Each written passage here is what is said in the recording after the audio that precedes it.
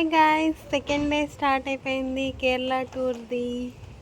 D2 అయితే start అయిపోయింది. 8:30కి అంతా రెడీ అయిపోయాం. అవుట్ సైడ్ మంచి వ్యూ ఉందని మంచి ఫొటోస్ తీసుకొని బ్రేక్ఫాస్ట్ తినేసి మా జర్నీ అయితే నెక్స్ట్ కంటిన్యూ చేసేసాం మేము.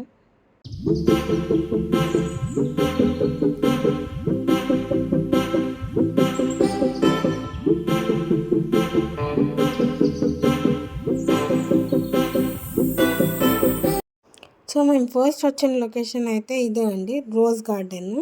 ఇక్కడ మనకి ఎంట్రీ ఫీజు అనేది ఉంటుంది. అడల్ట్స్కి వేరే, చిల్డ్రన్కి వేరే. అది పే చేసేసి మనం లోపలికి వెళ్తే కనుక ఇక్కడ మనకి ఫోటోగ్రాఫర్స్ అవైలబుల్ ఉన్నారు. డిఎస్ఎల్ఆర్ కెమెరా ఉంటుంది వాళ్ళ దగ్గర. సో వాళ్ళు మనకి మంచి మంచి ఫొటోస్ అయితే తీస్తారు ఇందులో. అండ్ వాళ్ళు పర్ ఫోటో వచ్చేసి 30 రూపీస్ అయితే ఛార్జ్ చేస్తారు మనకి. నాకైతే ఈ లొకేషన్ చాలా బాగా నచ్చింది. ఫొటోస్కి బెస్ట్ ప్లేస్ ఇది. సో మేమైతే ఫొటోస్ తీయించుకున్నాము ఫోటోగ్రాఫర్తో. అండ్ ఇక్కడ వచ్చేసి ఒక మిస్టేక్ చేసాం మేము. ఏంటంటే ఓన్లీ రోజ్ గార్డెన్లో మాత్రమే ఫొటోస్ తీయించుకోవడానికి మాట్లాడుకున్నాం. యాక్చువల్గా ఫోటోగ్రాఫర్స్ మనకి ఫుల్ డే కూడా వస్తారంట. అంటే మనము ఎక్కడెక్కడికి వెళ్తామో ఆ రోజంతా దానికి కూడా సపరేట్ ప్యాకేజ్ ఉంటుందంట. అది మాట్లాడుకుంటే కనుక మనకి ఇంకా ప్రాఫిట్ అవుతుంది అని అనిపించింది. మేమైతే కొంచెం ఎక్స్ట్రా పే చేయాల్సి వచ్చింది ఫస్ట్ ఇక్కడికి వరకే మాట్లాడుకున్నందువల్ల. తర్వాత అయితే కొన్ని స్లోమో వీడియోస్ తీశాను సాయికి, అవి చూడండి. ఇంకా ఫొటోస్ వచ్చేసి నేను వీడియో ఎండ్లో పెడతాను మీకు, డిఎస్ఎల్ఆర్లో దిగినవని తప్పకుండా చూడండి.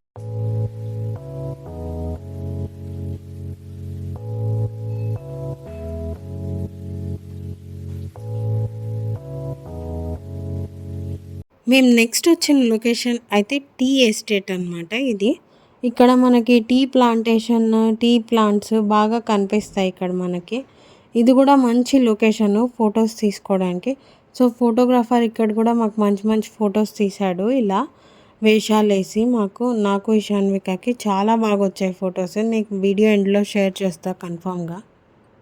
ఇక్కడ ఫోటో సెషన్ అయిపోగానే నెక్స్ట్ మేము వచ్చిన లొకేషన్ అయితే ఇదేనండి, టీ ఫ్యాక్టరీ ఇది. ఇక్కడ మనకి టీ ఎలా తయారు చేస్తారు ఏంటి అవన్నీ చూపిస్తారు. ఇక్కడ కూడా పర్ పర్సన్ వచ్చేసి 100 రూపీస్ ఫీజు ఉంది మనకి. యాక్చువల్గా ఇవైతే బ్యాచెస్లో రన్ అవుతాయంట, బ్యాచెస్లో చూపిస్తారు ఇవి కూడా మనకన్నీ.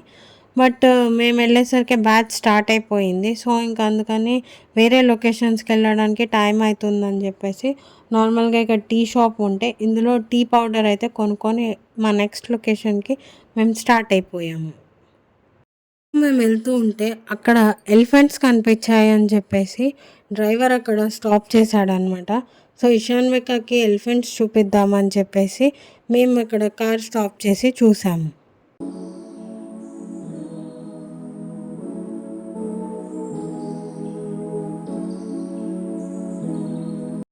నెక్స్ట్ లొకేషన్ అయితే ఇదే అండి, అది వచ్చేసి ఎకో పాయింట్ అనమాట. ఇక్కడ మనం ఏదొచ్చినా కూడా రీసౌండ్ వస్తుంది. సో ఈ ప్లేస్ కూడా అయితే చాలా బాగుంది. ఇక్కడ బోటింగ్ కూడా అవైలబుల్ ఉంది.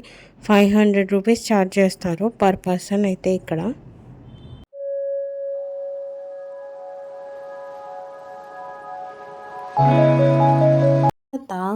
ఇక్కడ ఒక మంచి స్పాట్ ఉంది ఫొటోస్ తీసుకోవడానికి యాక్చువల్గా.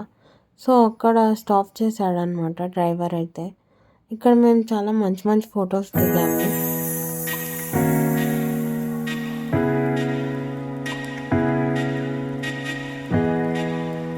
ఇది వచ్చేసి మట్టుపట్టి డ్యామ్. ఇక్కడైతే డ్యామ్ మధ్యలో అయితే కార్ అయితే స్టాప్ చేయనివ్వరు. సో డ్రైవర్ ఒక స్పాట్ దగ్గర ఆపేసి మనల్ని నడుచుకుంటూ అవతల సైడ్కి వచ్చేయమని చెప్తారు, డ్యామ్ అవతల సైడ్కి. అండ్ ఇక్కడ కూడా మేము మంచి ఫొటోస్ అండ్ వీడియోస్ దిగాం.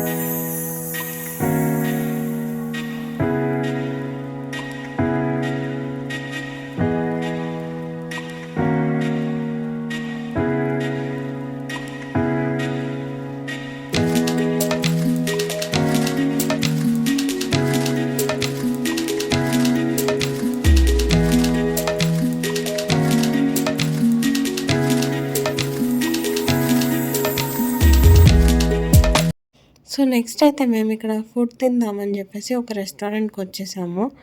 అండ్ మేమైతే ముందు రోజు మీల్స్ ఇక్కడ ట్రై చేయలేదు.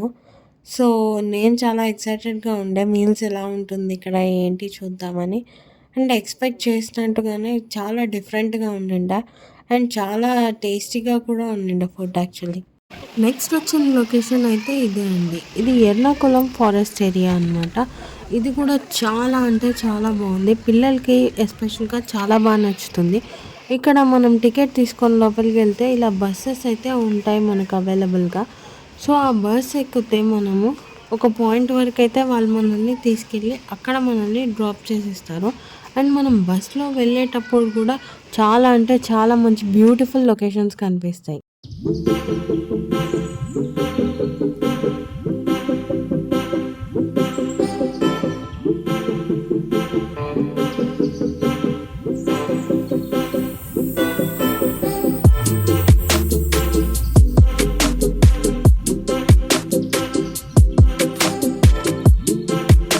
ఇక్కడి వరకైతే మనకు బస్సొస్తుంది. దీని తర్వాత నుంచి అయితే మనం నడుచుకుంటూ వెళ్ళాలి. ఓపిక ఉన్నోళ్ళు నడుచుకుంటూ వెళ్ళొచ్చు. లేదంటే బగ్గీస్ కూడా ఉన్నాయి. బగ్గీస్‌లో అయినా వెళ్ళొచ్చు. బగ్గీకి మనం సెపరేట్‌గా పే చేయాల్సొస్తుంది. మేమైతే నడుచుకుంటూ వెళ్దామని డిసైడ్ అయిపోయాం.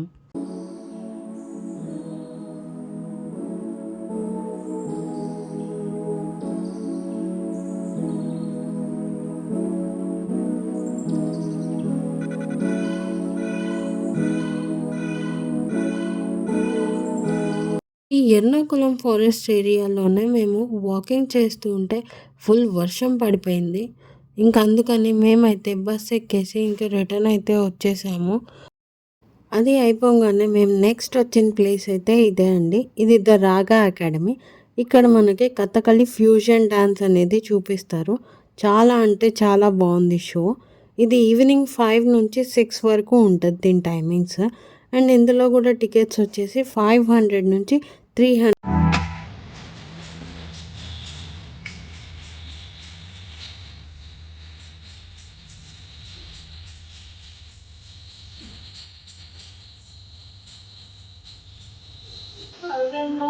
எரியுதே திக்கையோ என்னிரு பூவம் எரியுதே.